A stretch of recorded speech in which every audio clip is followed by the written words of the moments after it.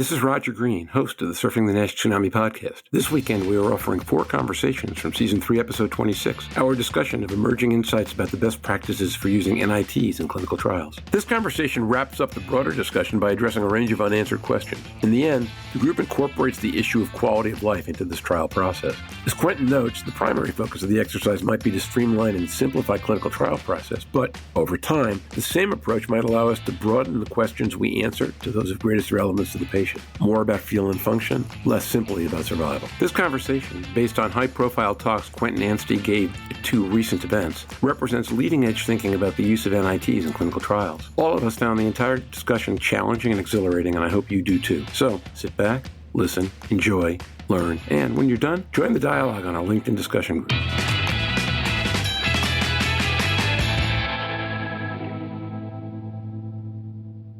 Quentin, does that presuppose that there is one ground truth? I mean, one of the conversations we have around here from time to time, look, I go back to cancer, which is kind of the first thing I ever learned about, and we used to think there was such a thing as cancer, and then we learned over time there wasn't. That different organs had different cancers, and then one organ had multiple cancers. Does that presuppose that there's a common ground truth? Or can we get to that kind of answer even if, in fact, what we're calling NASH is 5 or 6 different diseases is evidenced by the fact that we've got different modes of action that work in different people, and that we think combination therapy will be a solution? Quentin Anstee. So remember, right now we don't have good biomarkers for NASH. We've got biomarkers for fibrosing steatohepatitis, where due to the collinearity of fibrosis and NASH, you buy one, get one free. So the most tractable area to think about this, first of all, as a proof of principle, would probably be in fibrosis change. So fibrosis, in histological talk, a one-stage improvement in fibrosis. So, but looking at fibrosis would be the area where I think this could be tested out first and looked at in more detail. Jörn Schattenberg. And I wouldn't probably call it 5 or 7 different diseases, Roger. I mean, there's clearly a different dynamic in different patients and maybe different drivers. But we all agree this is inflammation leading to the activation of stellate cells, positioning fibrosis, which in the end leads to liver endpoints and mortality. And here I think the fibrosis readout is just the most robust one. And that's what Quentin also mentioned. Looking at that disease stage, we're in a more robust. I sometimes use the frame, the elephant and the mouse. The inflammation is the mouse moving quick in and out and changing rapidly, and the elephant is the slow guy in the room sitting there and building up slowly. Thanks, Jörn. That was probably imprecise of me to put exactly that way.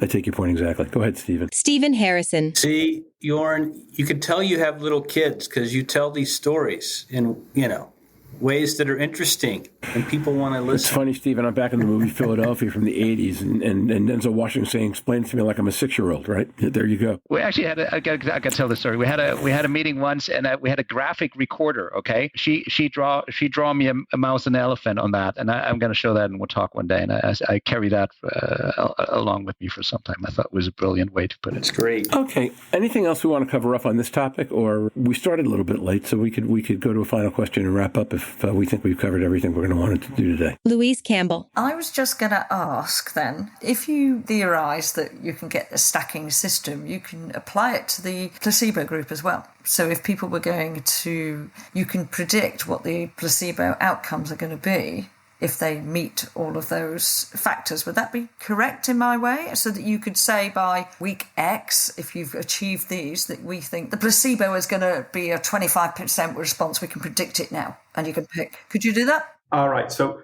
I would keep the idea of predicting future response out of it. I think I would keep it as cross-sectional, but the point being that one could apply it to each arm of a study. And so if you were expecting looking at the number of individuals who responded on 3 separate biomarkers in one treatment arm, you would expect that if the drug was efficacious, there would be more in that arm than there were in placebo arm. So it might well be a way of actually salvaging failed drugs or histologically failed drugs by setting the bar much tighter. A great example of this, and we actually looked at this and modeled it, was some of the semaglutide data, where, of course, in the main paper, the histological endpoint for fibrosis was not reached. But when you stack histology, FibroScan, and ELF test and look at only those individuals who have met the predefined threshold for all 3, you actually see a significant difference between placebo than the treatment arms. Now, the N gets very small in terms of the number of individuals who fulfill that, but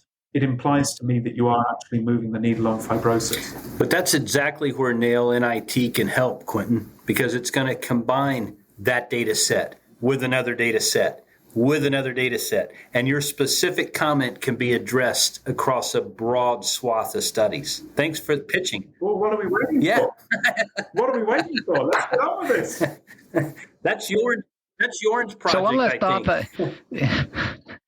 Well, we're advancing. Let's put it that way. One last thought I want to ventilate in this group quickly is, Quentin, you talked about imaging and blood-based biomarkers. Now, we do have quality of life biomarkers that are typically explored in the studies, and we report on them separately. Would this be something we could link in here? I mean, if we report on those trials, we normally compare them with histology, but could we add this in a dimension that's worth and helps us, or any thoughts on that? So I think that's an interesting area. I think you'd need to consider, Jörn, what you wanted to combine it with.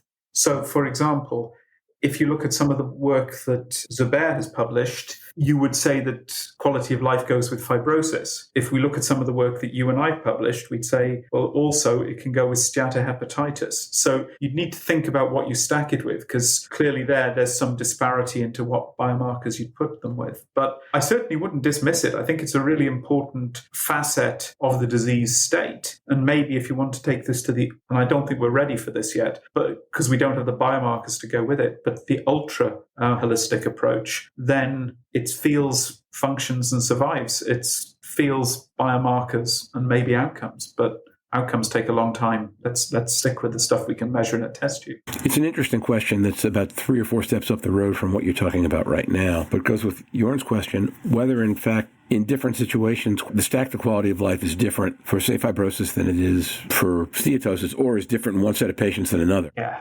wouldn't that be interesting to know? And it speaks to the idea of the lived experience of the disease. It speaks to Louise's point about how can we personalize medicine to subsets of patients. What we're talking about here, what we spend most of the time talking about, is how can we simplify and make more robust trial endpoints. But maybe we can apply this and answer much bigger questions that matter even more to the patients we're here to look after. That's how, Quentin, it's always been my belief that every time you improve the quality of the building block, you improve the quality of what you can build. So that makes sense. Before closing comments, last roundup, any further questions? Louise, that was great. Thank you.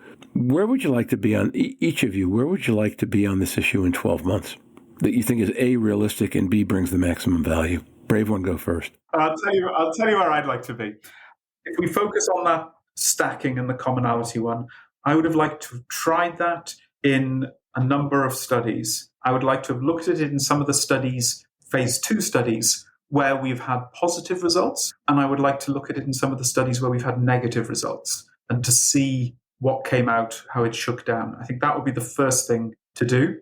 Stephen's point about can we use it to guide us in selecting what the biomarkers we put into our fixed biomarker basket are, I think that would be the next thing. So I'd like us to move in those 2 directions. And where I'd really like to be in 12 months, and this is a dream, is not using histological endpoints in our trials, but moving to non-invasive. We'd all like to be there, and 12 months sounds a tad aggressive, but good for you. Just a smidge.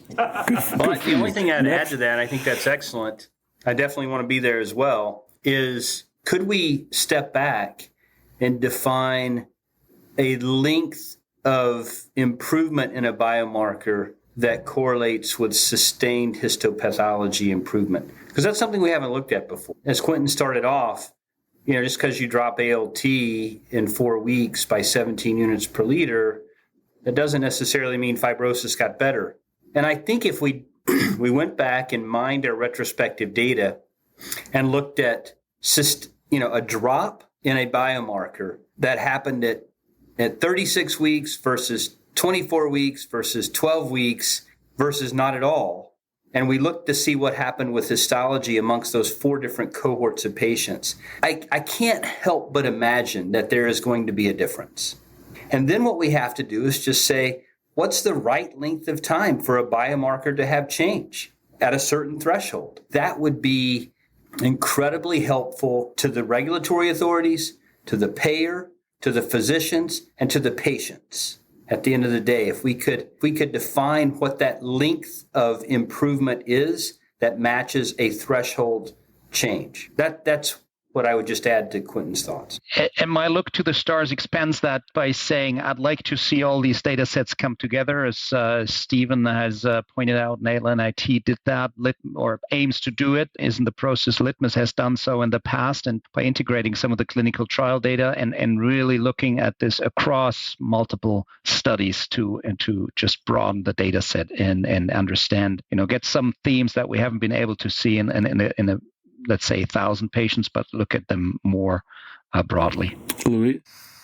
I was going to take it in a slightly different way, and in that we can get some commonality between the trials, because at the moment we're all pulling in different directions with different markers, different levels of those in a lot of the areas. So therefore it's really, really difficult for the FDA or anybody to make a decision if we can't actually make a broad decision across and provide the same data set for the same trials each time. I think that strengthens our argument. So to be able to drill down and get a set, as Stephen alluded to, you can fix your prices, you can do everything and get that commonality. I think that drives that data, that drives everything, and I think it just the sooner we get all of that together, the easier it is to prove the outcome and to get the FDA to see the same commonalities between everybody. Yeah, I think all that's great.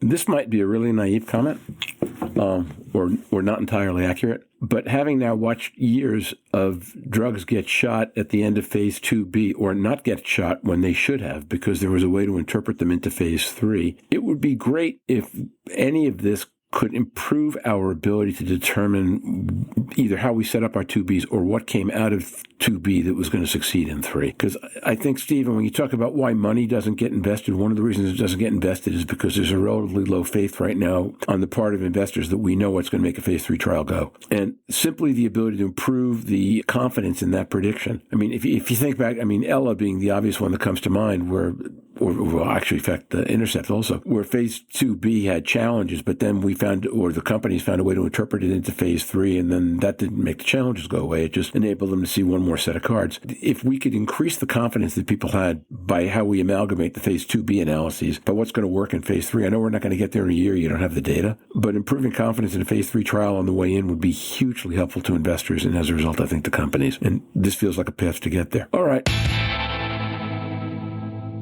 And now, back to Roger.